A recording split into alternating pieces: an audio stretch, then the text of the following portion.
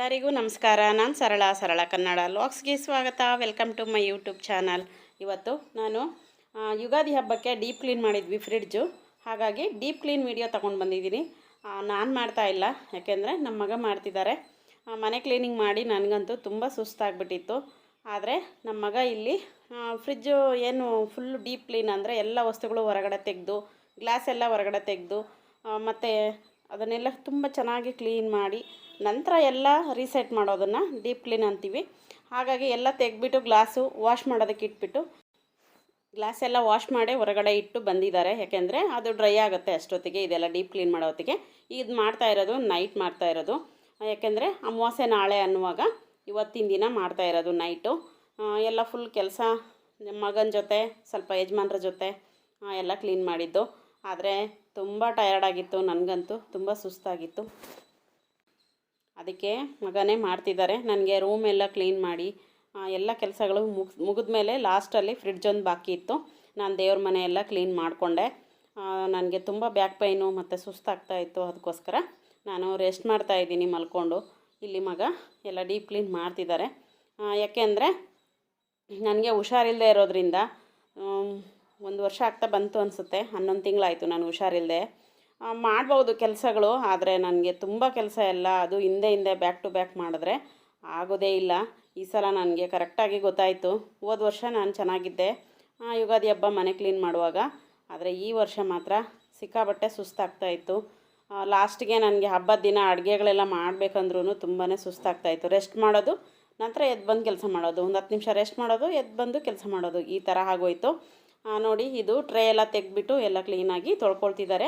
ಇದಕ್ಕೆ ಬಳಸ್ತಿರೋದು ನೀರಿಗೆ ನಾವು ಅಡುಗೆ ಸೋಡಾ ಮತ್ತು ನಿಂಬೆಹಣ್ಣು ಸ್ವಲ್ಪ ಅಷ್ಟೇ, ನಾವು ವಿಮ್ ಜೆಲ್ ಹಾಕ್ಕೊಂಡ್ಬಿಟ್ಟು ಅದನ್ನು ಫುಲ್ ಕ್ಲೀನ್ ಮಾಡಿ ನಂತರ ಪ್ಲೈನ್ ವಾಟ್ರಲ್ಲಿ ಡಿಪ್ ಮಾಡ್ಕೊಂಡ್ಬಿಟ್ಟು ವೈಪರ್ ಇದು ಸ್ಕ್ರಾಚ್ ಬ್ರೈಟಿಂದು ಅದರಲ್ಲಿ ಎಲ್ಲ ನೀಟಾಗಿ ಒರೆಸ್ಕೊಂಡ್ಬಿಟ್ರೆ ಅದರಲ್ಲಿರೋ ಬ್ಯಾಡ್ ಸ್ಮೆಲ್ಲೆಲ್ಲ ಹೋಗುತ್ತೆ.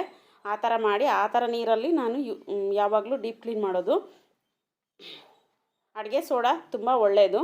ನಿಂಬೆಹಣ್ಣು ನಿಮಗೆಲ್ಲರಿಗೂ ಗೊತ್ತು. ಹಾಗೆ ಸ್ವಲ್ಪ ವಿನೆಗರ್ ಹಾಕ್ಕೊಂಡ್ರೂ ಪರವಾಗಿಲ್ಲ, ನಿಂಬೆಹಣ್ಣಿಲ್ಲ ಅಂದರೆ ತುಂಬ ಚೆನ್ನಾಗಿ ಡೀಪ್ ಕ್ಲೀನ್ ಆಗುತ್ತೆ. ತುಂಬ ಫ್ರೆಶ್ ಅನಿಸುತ್ತೆ ಫ್ರಿಡ್ಜೆಲ್ಲ. ಈಗ ಒಂದು ಕಡೆಯಿಂದ ಮೇಲಿಂದ ಕ್ಲೀನ್ ಮಾಡ್ಕೊಳ್ತಾ ಬರ್ತಿದ್ದಾರೆ ಮಗ.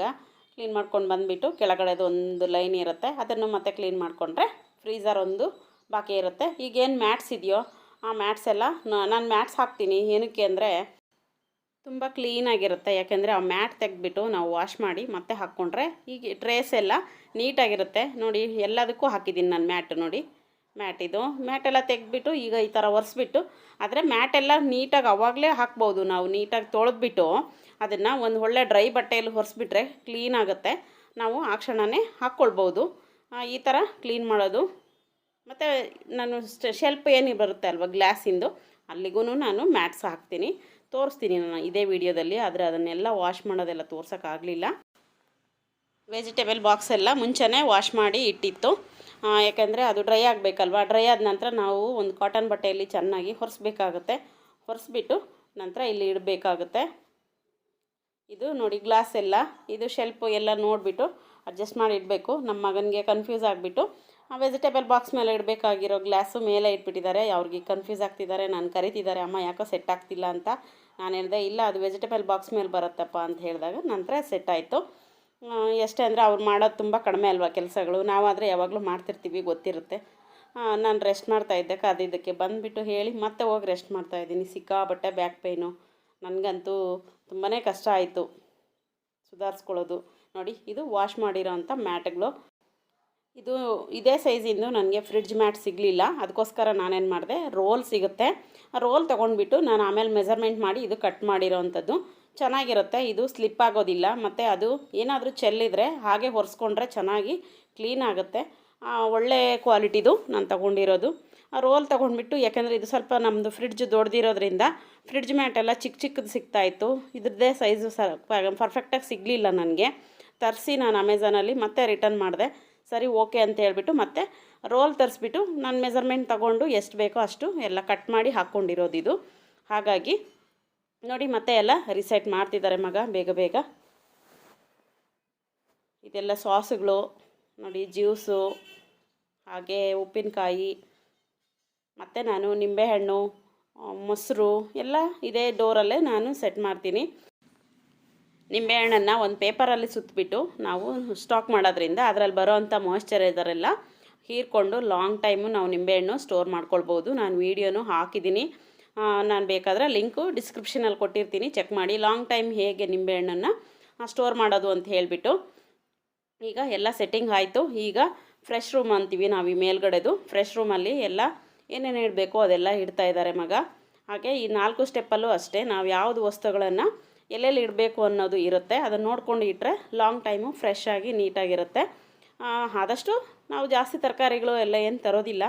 ಇದು ಜಾಸ್ತಿ ಕಾಳುಗಳು ನಮ್ಮ ಮನೆಯಲ್ಲಿ ಈಗ ಜಾಸ್ತಿ ನಮ್ಮ ಫ್ರಿಡ್ಜಲ್ಲಿ ಈಗ ಸ್ಟೋರೇಜ್ ಆಗಿರೋದೇ ಕಾಳುಗಳು. ತರಕಾರಿಗಳೆಲ್ಲ ವೀಕ್ಲಿ ಒನ್ಸ್ ತರ್ತೀವಿ ಅಷ್ಟೇ. ವೀಕ್ಲಿ ಒನ್ಸ್ ಅಂದರೆ ನಾವು ಜಾಸ್ತಿ ಯೂಸ್ ಮಾಡೋದು ತರಕಾರಿ ಜೊತೆಗೆ ಕಾಳು ಯೂಸ್ ಮಾಡ್ತೀವಿ. ಅದಕ್ಕೋಸ್ಕರ ಎಲ್ಲ ಕ್ಲೀನ್ ಆಯಿತು. ಈಗ ಡೋರ್ ಹೊರಗಡೆಯಿಂದ ಫ್ರಿಡ್ಜ್ ಹೊರಗಡೆಯಿಂದ ಎಲ್ಲ ಡೋರೆಲ್ಲ ಹೊರಿಸ್ತಿದ್ದಾರೆ. ಈಗ ಮೇಲೆ ಹಾಗೆ ಸೈಡಲ್ಲಿ ಎಲ್ಲ ಒರೆಸ್ಬಿಟ್ಟು ಮೇಲೇನೋ ಫ್ರಿಡ್ಜ್ ಮೇಲೇನೂ ಒಂದು ಮ್ಯಾಟ್ ಹಾಕ್ತೀನಿ ನಾನು. ಏನಕ್ಕೆ ಅಂದರೆ ಅಲ್ಲಿ ಧೂಳೆಲ್ಲ ಕೂತ್ಕೊಂಡ್ರೂ ತುಂಬ ಗಲೀಜಾಗೋದಿಲ್ಲ ಅನ್ನೋ ಉದ್ದೇಶಕ್ಕೆ. ನೋಡಿ ಮೇಲೆ ಮ್ಯಾಟ್ ಹಾಕ್ಸ್ತಾ ಇದ್ದೀನಿ, ಇದು ವಾಶ್ ಮಾಡಿರೋದು ಫ್ರಿಡ್ಜ್ ಮೇಲೆ.